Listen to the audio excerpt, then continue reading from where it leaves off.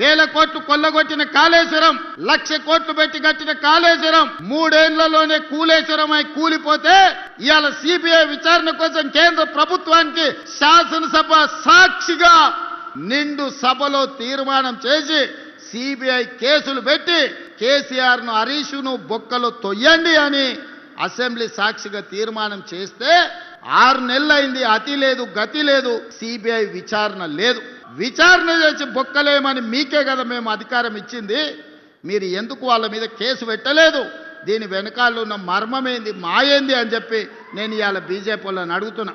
Formula ఈ race పేరు మీద కోట్ల రూపాయలు కొల్లగొట్టి కేటీఆర్ గారు అవినీతి అక్రమాలకు పాల్పడ్డాడని చర్యలు తీసుకోవడానికి అనుమతి ఇవ్వమని, ఐఏఎస్ ఆఫీసర్ల మీద అనుమతి ఇవ్వమని కేంద్రానికి లేఖ రాస్తే 6 నెలల నుంచి ఢిల్లీలోనే ఆ లేఖ మూలుగుతుంది. ఒక పక్కన కాళేశ్వరంలో కేసీఆర్ హరీష్ ను, ఫార్ములా ఈ రేసు కార్ల కుంభకోణంలో కార్ పార్టీ కేటీఆర్ ను కాపాడుతున్నది బీజేపీ వాళ్ళు కాదా? ఇవాళ బీజేపీ బీఆర్ఎస్ బంధం రేపు మున్సిపల్ ఎన్నికలలో కూడా ఉంటది. బీఆర్ఎస్ బీజేపీ ఒకరికొకరు సహకరించుకొని కాంగ్రెస్ పార్టీని దెబ్బతీయాలని గూడుపుటాన్ని చేస్తున్న మాట వాస్తవం కాదా?